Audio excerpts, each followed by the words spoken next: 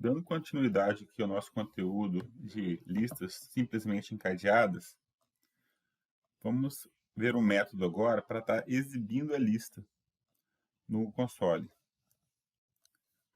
Vamos à leitura aqui. Para poder rodar alguns testes, precisamos imprimir o conteúdo da nossa lista. Vamos reescrever o método toString da classe listaligada, para que ele concatene todos os elementos de dentro da lista ligada em uma única string. O nosso método utiliza-se de uma referência temporária para uma célula chamada atual, que vai apontando para a próxima a cada iteração, concatenando o elemento dessa célula. Então, vamos entender o funcionamento do método aqui, passo a passo na prática.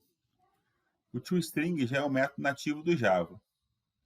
Por default, ele exibe sempre o endereço de memória de um objeto. Porém, se a gente estiver reescrevendo ele, a gente pode mandar ele exibir o que a gente quiser. E quando que o toString é executado? Sempre que você dá um sysoutPrint para um objeto. Então, você deu um sysoutPrint para um objeto, colocando a variável onde ele está, por exemplo, ele vai chamar o toString. E aí, se a gente tiver reescrito ele, a gente pode exibir o que a gente quiser. Caso contrário, ele vai exibir sempre o endereço de memória daquele objeto. Então, aqui está reescrevendo o toString. Vamos lá. Então, eu começo com uma string de saída, colocando nada para ela. Se o total de elementos da lista ligada for igual a 0, ele vai jogar só a lista vazia. Ok. Caso contrário, que o else, né, ele já vai cair para cá. Então, célula atual recebe a primeira. A primeira é da nossa lista ligada, né, gente? Atual recebeu a primeira. Então, está aqui a variável atual, que recebeu a primeira, que é o C36. Automaticamente está pegando aqui a célula C36. Então, o atual está fazendo referência a essa célula no momento. Depois ele vai entrar num for que vai percorrer todos os elementos da lista simplesmente encadeada. Entrando no for, olha, saída, que é a minha string de saída que está aqui. Então, olha, a saída recebe meu atual.getElemento. Então, meu atual é o C36. .getElemento, ó, o elemento dele é o E61. Então, pegando o getElemento, né, o elemento é o C61, que é só o nome, no caso, a Bia. Então, ele vai jogar o getElemento para cá, né, joguei o nome Bia para minha string. E agora, olha só, atual recebe atual.getPróxima. Então, eu vou parar de referenciar o C36 para referenciar para quem o C36 está apontando. E o próximo dele é o C12. Nesse momento, o atual passa a referenciar o C12. Vai voltar no for. Saída, que é minha string, recebe o atual.getElemento, que agora o elemento é o E16, que é a Ana.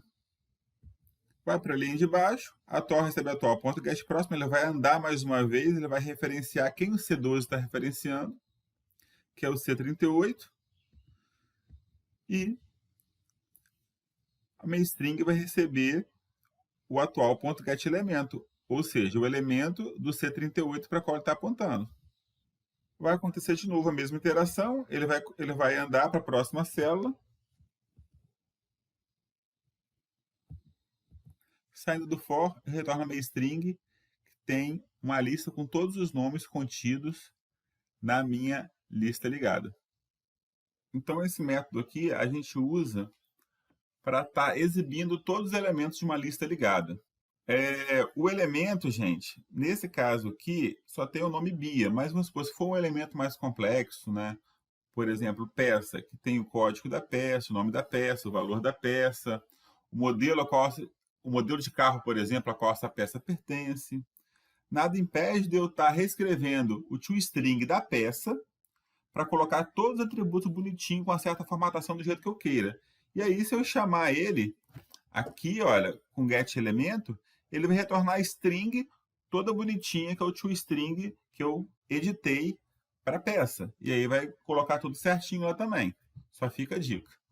E agora, vamos adicionar E agora vamos ver o método para adicionar em qualquer posição da lista, né? Que é para adicionar no meio da lista, geralmente é usado para isso.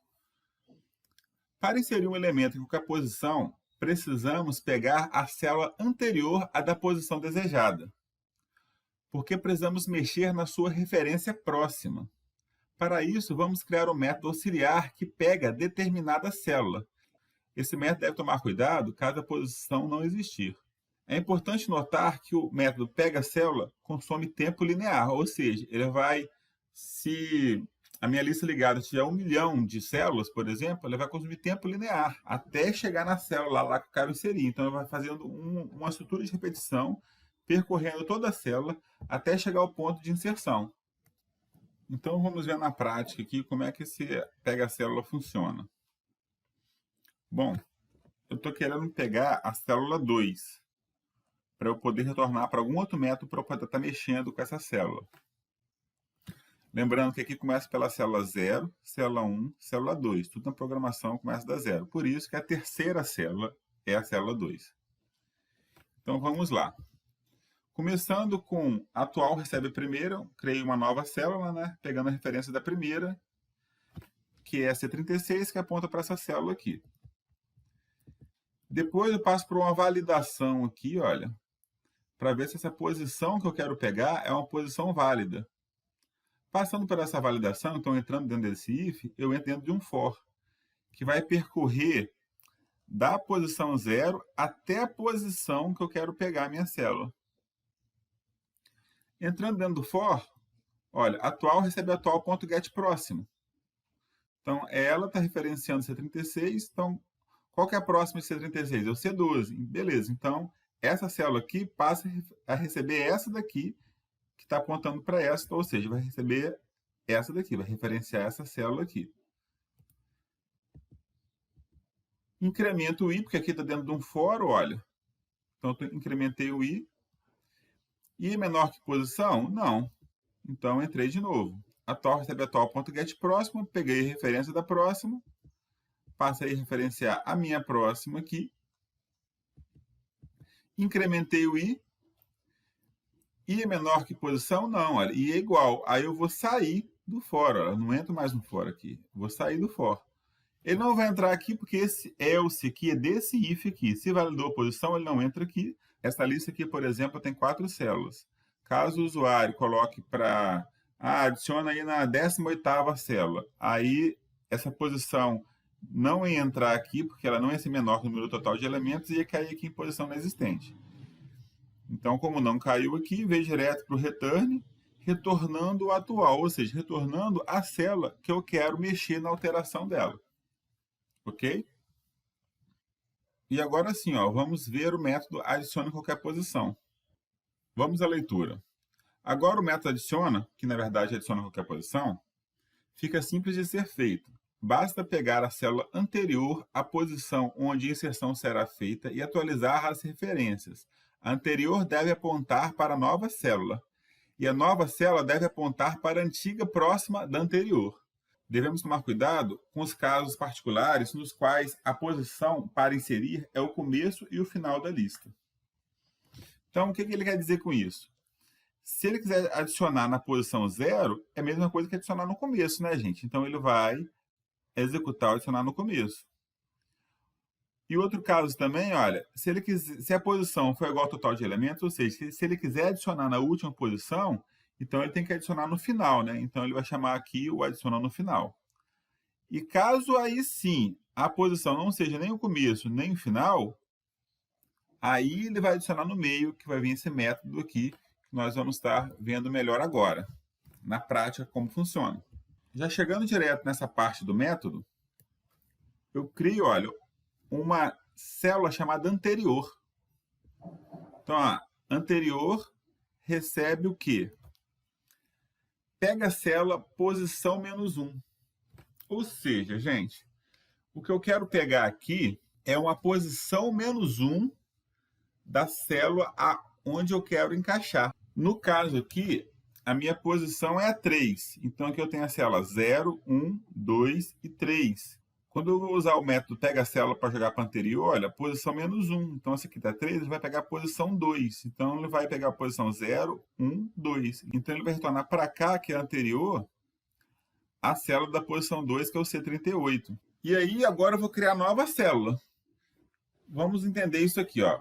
Célula nova recebe new célula. Então, a célula nova recebe new célula. Então, estou criando um novo endereço de memória, onde o próximo dele vai receber o anterior.getPróximo, e o elemento dele já vai vir junto com ele, né? Então, vamos lá, ó. A próxima dele, ó, já recebe o anterior.getPróximo. Vamos entender isso daqui.